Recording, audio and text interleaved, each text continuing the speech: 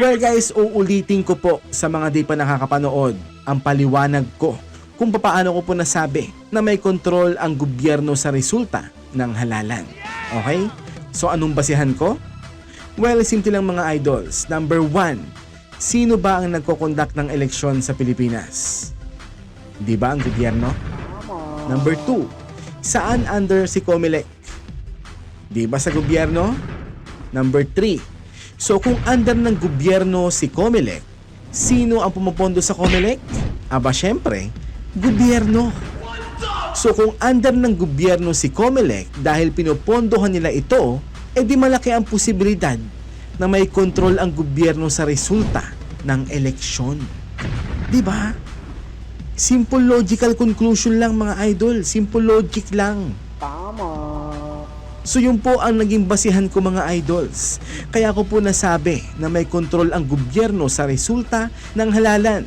Lalo na automated na po ang sistema ng ating botohan tuwing eleksyon. So kung noong manual ang botohan, manual ang dayaan, aba syempre ngayong automated na ang eleksyon, automated na rin po ang dayaan.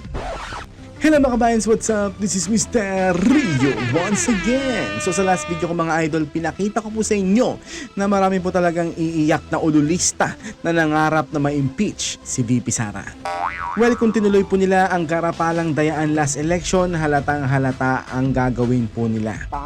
Kaya naman tingin ko dahil may nag-expose ng posibleng karapalang dayaan nila, hindi na rin po nila ginawa ang plan B dahil in-expose ko rin po ang posibleng plan B nila.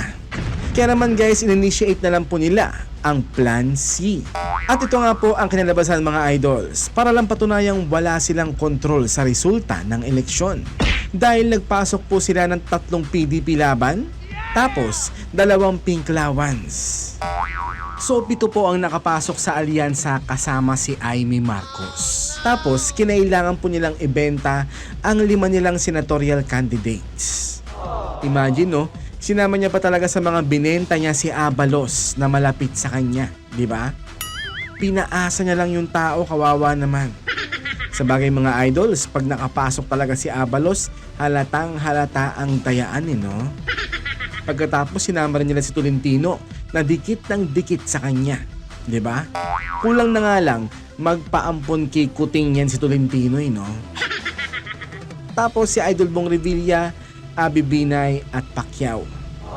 Grabe yung ginawa ni Kuting no?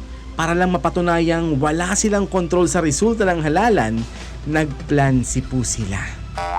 Pero halatang halata pa rin sila mga idol. Dahil naipasok pa naman si Bam Aquino at si Kiko Pangilinan. Diyos ko Lord naman. Kaya nga po sabi ko sa last video ko, mas imposible pa sa fairy tale ang pagkakapasok ng mga yan. Diba?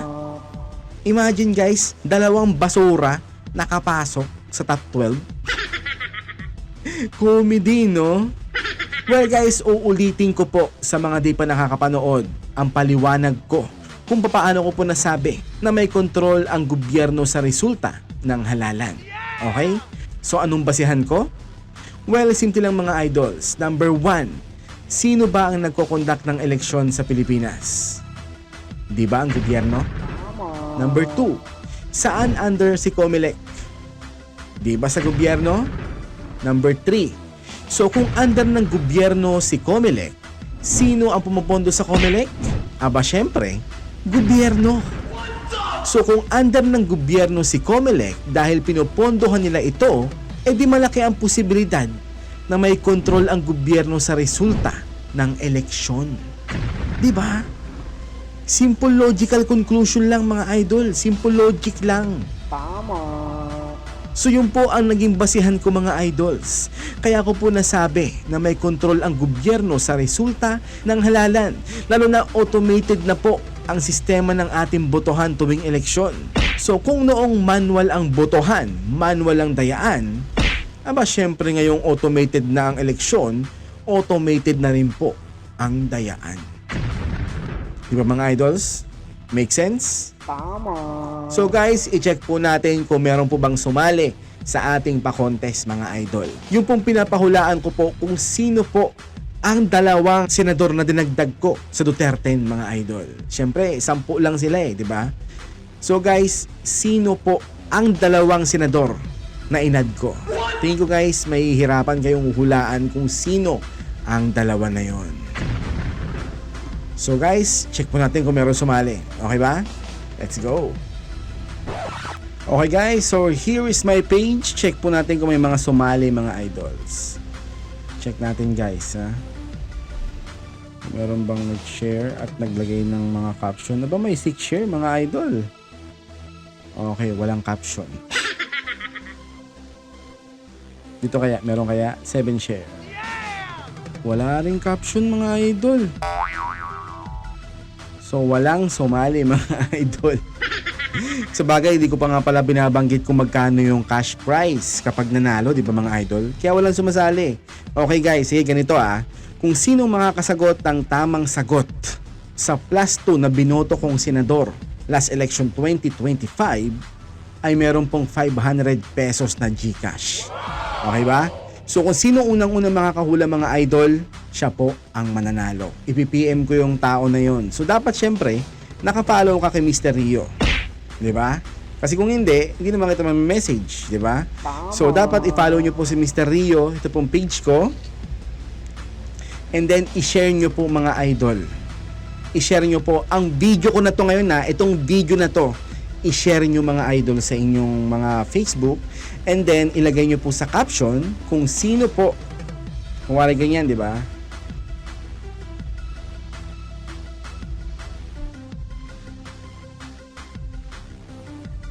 Kung sino po ang hula yung dalawang senador, mga idol. Kunwari nga, gaya ng nilagay ko pong example nung nakaraan, di ba? Si Iron Man at si Batman, di ba? Ganon. And then, click share, mga idol. Okay? I-check ko yung mga nag-share kung sino ba sa kanila ang may tamang sagot. At pag tama ang sagot yung mga idol, meron po kayong 500 pesos na GCash sa akin. Okay ba, mga idol?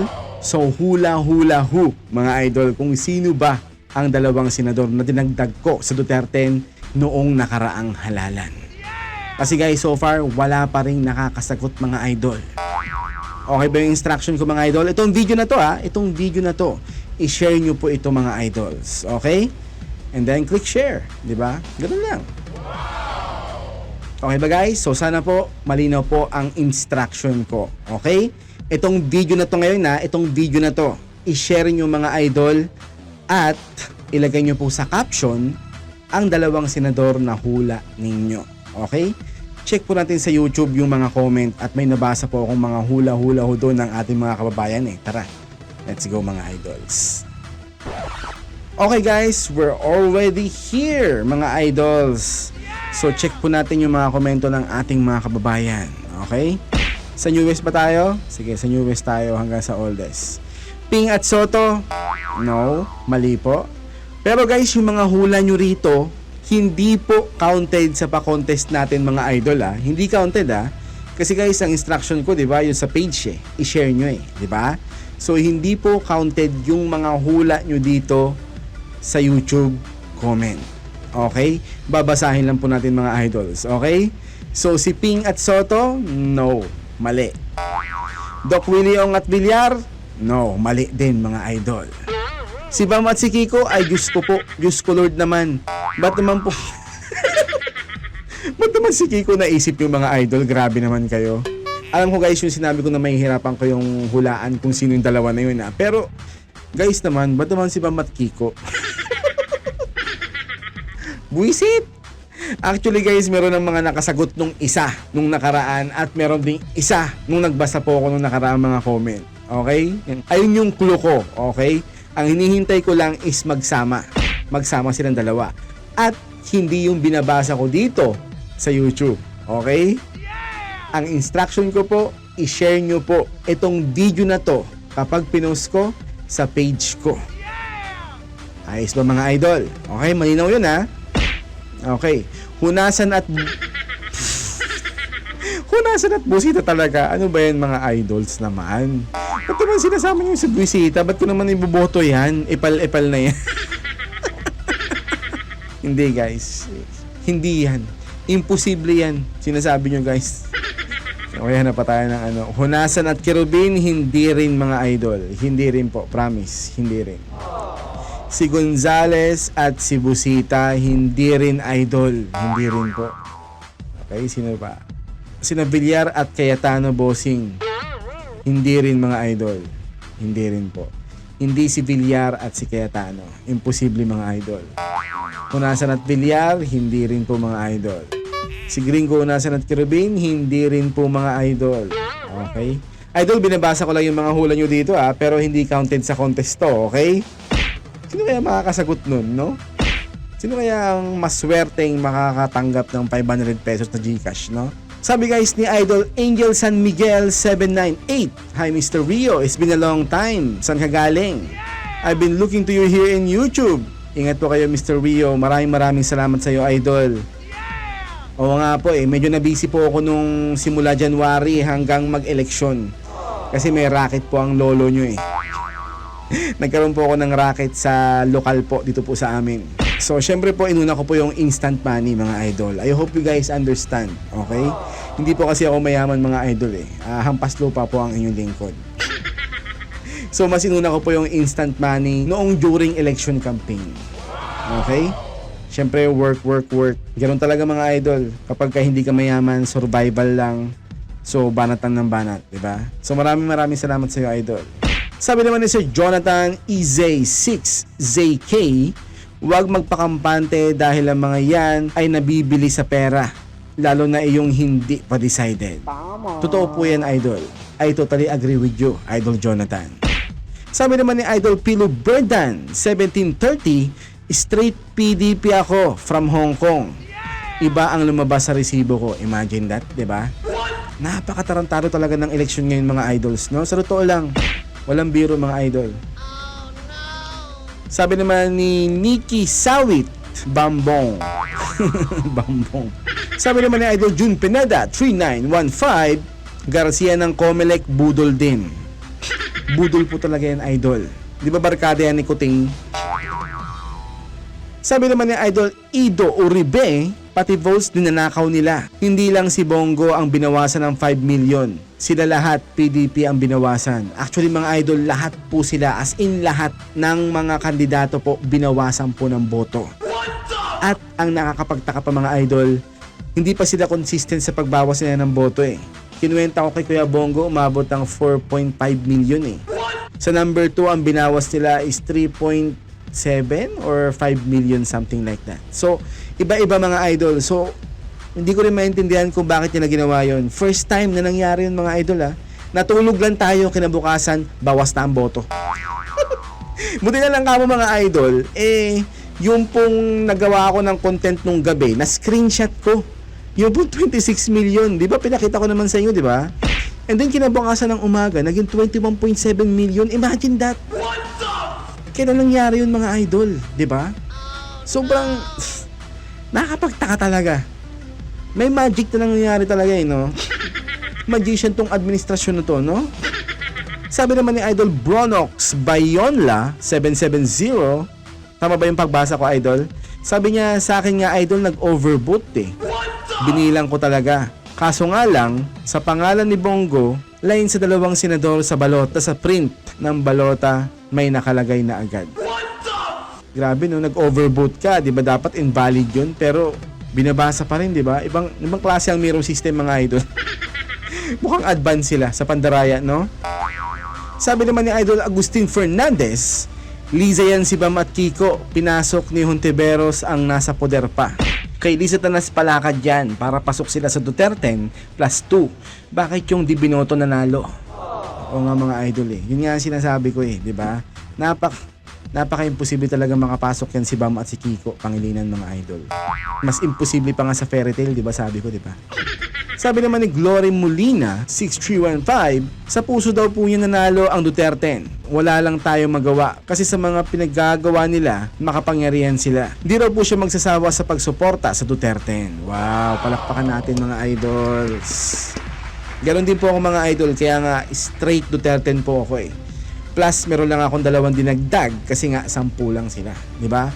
Pero guys, ito aaminin ko na sa inyo, okay? Even though ginawa ni VP Sara yung pong in-endorse niya si Camille Villar at si Amy Marcos, hindi ko pa rin po sila binoto, mga idol. Yung pong dalawang additional ko, choice ko po yun, mga idol. Kasi 10 lang sila di ba? So, wag nyo na pong isama sa mga hula ninyo si Villar at si Amy Marcos. Okay ba? Iba na lang po ang ilagay ninyo. Malay nyo mahulaan nyo. Di ba? Sabi naman ni Idol Amado Suzena 8118 ay susunod dyan kay Bautista dahil kakasuhan daw po yan ni Atty. Glenn yan. Oo nga, mga idol, sana nga nang masampulan ulit itong mga hinapaks na to, mga mandaraya Sabi naman ni Idol Alan 6724, parang merong magic sa eleksyon na to. Lalabasin daw po ang katotohanan sa mga darating na araw. Yes, sana nga idol mangyari yan. Sabi naman ni Idol Arnold, Pacman at Willie, bigyan ng belt yan. Bigyan ng belt imbis na jacket. Sabi naman ni Idol Rogelio Reyes, ano daw ang result ng survey ko? Well, 99% po palagi si VP Sara, mga idol. Kaya siguro yun ang nangyayari kasi puro supporter po ni VP Sara ang mga nandun, mga idol. Kukunti lang po ang mga kuting supporter doon. Kaya laging 99% si VP Sara. Sabi naman ni Idol Ceci Morales, 1663, sinabam at Kiko daw, nadaya daw po ang panalo nila. Oo naman po, idol. Napaka-imposible po talaga na makapasok yung dalawang basura na yan. Tama. Sabi naman na nag-comment na si Idol Romulo, pinapanalo daw po ni Garci. Dagdag bawas. Yung binawas kay Atty. Rodriguez, binigay kay Bam. At yung binawas kay Kibuloy, ibinigay daw kay Tulfo. Mukhang ganun nga nangyari, mga idol. Sabi naman ni Idol Marian number 85 Hunasan, hindi rin, mga idol. Kung yan po ang hula mo hindi po si Hunasan. Sabi naman ni OFW Ingatan Vlog 7721, ginagawa pang bob mga tao, pinagbawal picturean. Tapos sabihin na kalimutan yung iboboto. Common sense. May kodigo na sila. Correct ka dyan, idol. Diba? Ginagawa talaga tayong boplax ng Comelec ngayon Tama. At saka, mga idol, sobrang mali po yung pong rules nila na bawal picturean ng resibo. Mali yun. Tama. Bakit? May karapatan akong gawin yun. Boto ko yun Diba? Saka guys, alam niyo yung resibo.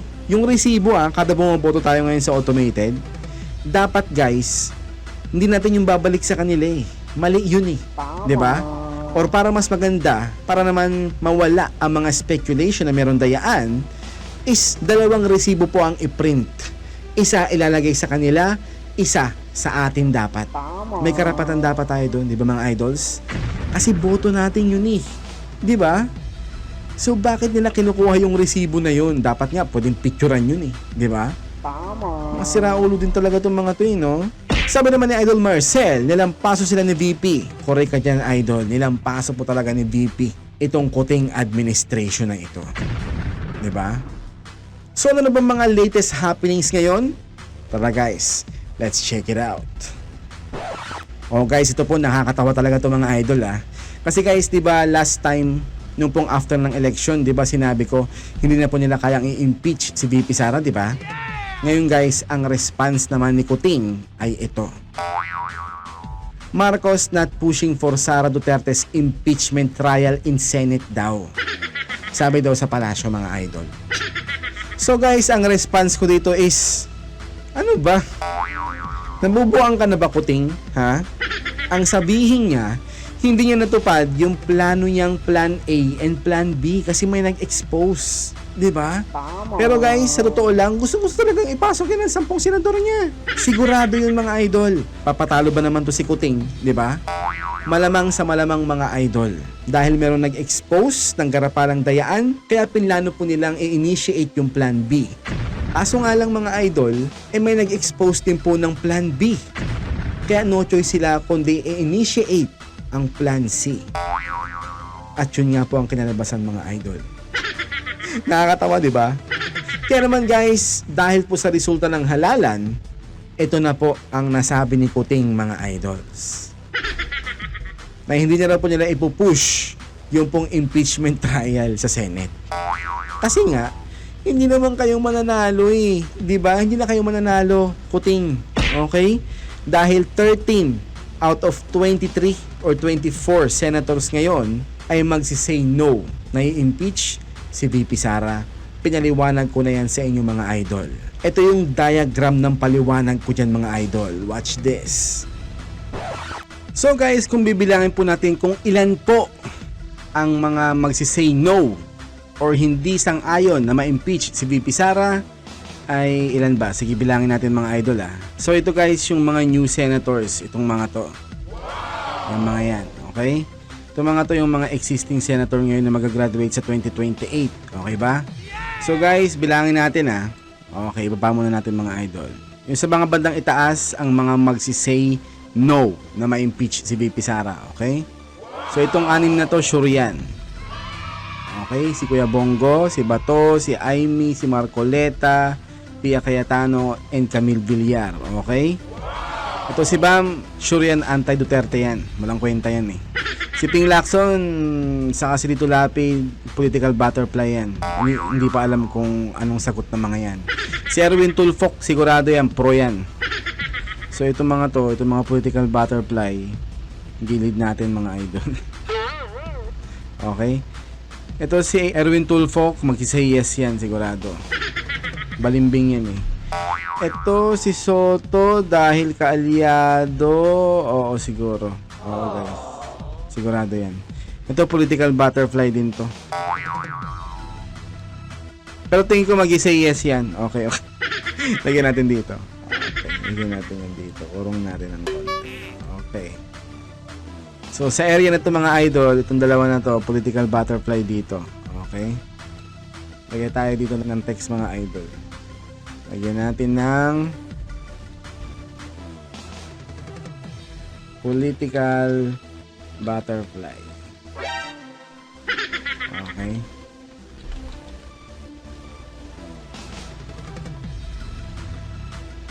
Dito yung mga pro-impeachment.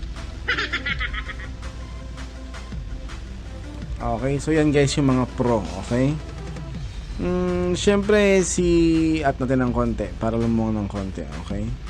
Syempre guys, si Idol Robin Padilla, kaalyado natin yan mga idol, sure yan. Si Legarda, oo, kaalyado natin yan, sigurado atin yan. Hindi ko alam kung ba't dinilagay ng mga reporter dun sa ano nila. Nakalagay dun swingy, di ba? Ibig sabihin dun political butterfly yung mga yun. Ito mga to, ito political butterfly ba to? Oo, sabihin natin political butterfly yan. Ito si Wing Gatchalian, political butterfly din yan. Si Cheese, same yan mga idol, political butterfly yan. Ito, yan, kaalyado natin yan mga idol. Yan. Kaalyado natin yan si Villar. Okay, si Alan Peter Cayetano, syempre atin yan mga idol. Okay, ito si Mig Zubiri, atin din yan, sigurado. Si Villanueva, ano ba mga idol sa palagay nyo? Political butterfly or po? Political butterfly yan. So pwedeng mag-say yes yung mga yan, pero wala nang silbi yung mga sagot nilang yes. JBRC to, ating yan, sigurado. Ito, mag-say yes yan siguro. Maging pro-impeachment yan. Si Jinggoy, sure ating yan mga idol. So yan mga idol ang posisyon ng mga pro-impeachment. Yung mga yan. Siguro ito si Lacson idol, siguro magiging pro yan. Magiging pro-impeachment yan. Ano yun alyansa yan di ba? So magiging pro yan. Siguro ito magiging pro din to. Si Lito Lapid. Okay. Itong mga to, political butterfly yung mga yan. Itong mga to. Okay. So mga idol, so yan po sila. 4 na political butterfly. Di pa alam kung sino ang susuportahan ng mga yan Kasi kung saan ang malakas, doon lang yung mga yan Okay, so ito, sa area na to mga idol, pwedeng maging pro-impeachment to mga to. Yung mga yan. So ilan lang sila? 2, 4, 6, 7. Plus 4, 7, 8, 9, 10, 11 lang sila mga idol. Tayo, yung mga kaalyado natin, ilan to?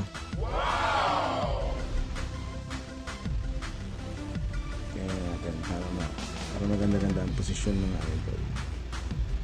Alatang graphic artist, ginamit sa Photoshop eh.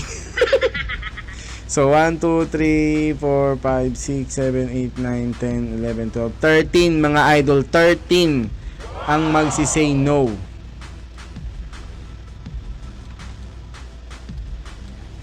Anti-impeachment.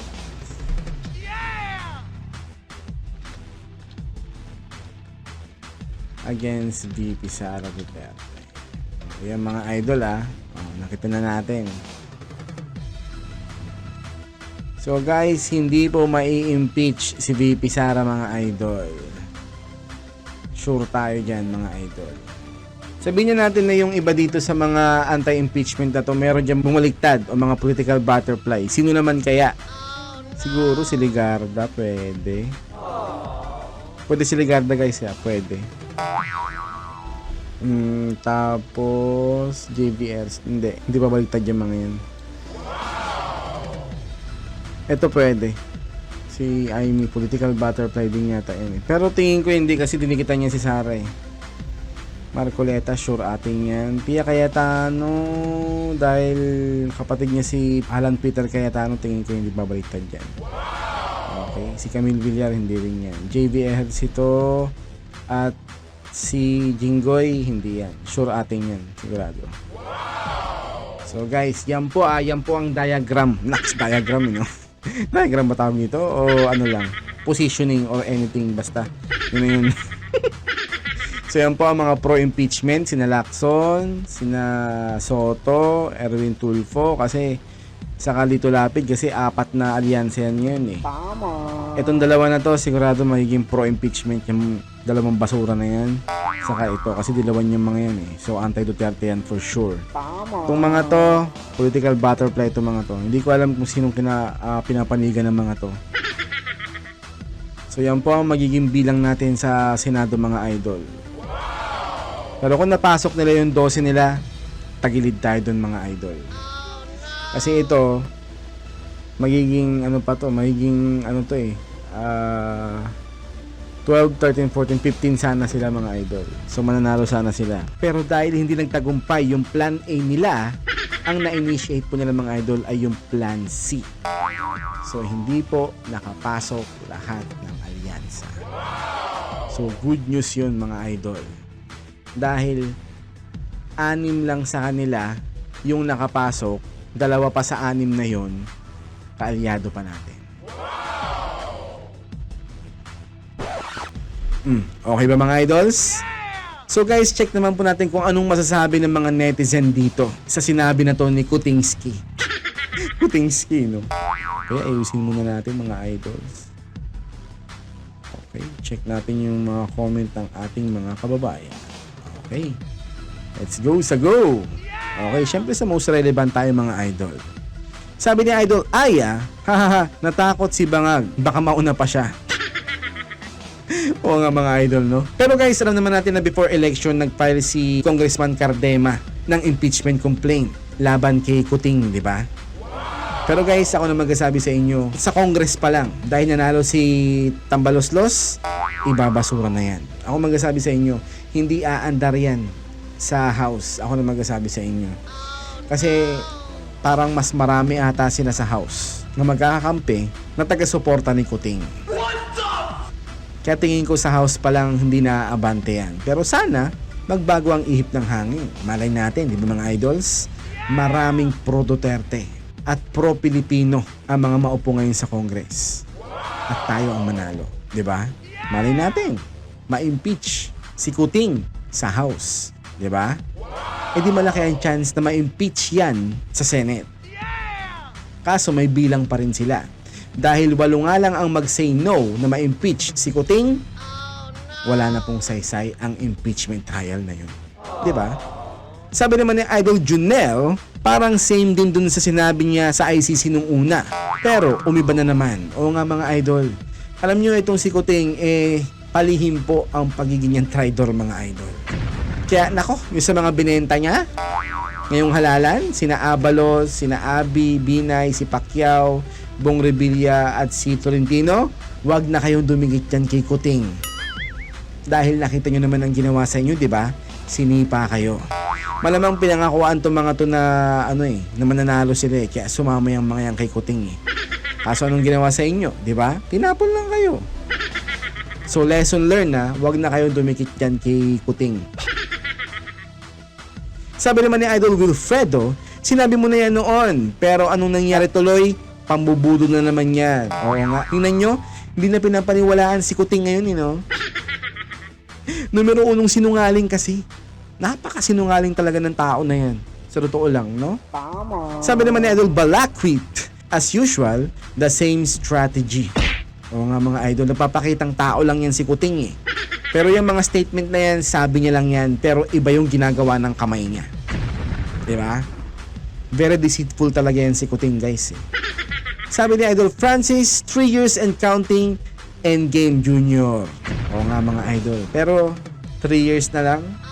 3 years na lang. Pero guys, nakaka-suffocate talaga ang leadership ni Kuting mga idol sa totoo lang.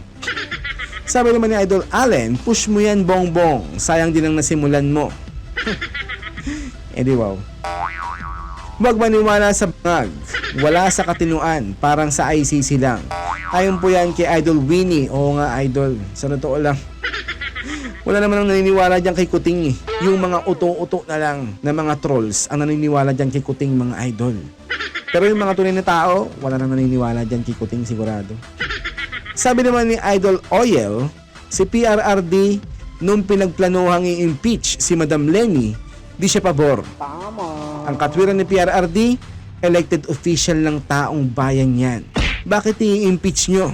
Saan ang respeto sa taong bayan? Correct mga idol. Ang nakikita ko nga dyan mga idol is baka may sakit na si Kuting at nag-aalala na silang lahat kaya nirarush na nila ang impeachment trial kay VP Sara. Para nga naman pagka natsugi itong si Kuting, syempre hindi si VP Sara ang magiging presidente. Malay nyo, si Tambaluslos yan. May pangarap, diba? Kaya siguro ganun mga idol. So guys, wala na nga po naniniwala kay Kuting. Sabi ni Idol Fred, budol na naman, diba? Gaya na lang po ng komento ni Idol Angelo. Sabi niya, traitor yan. Totoo yan.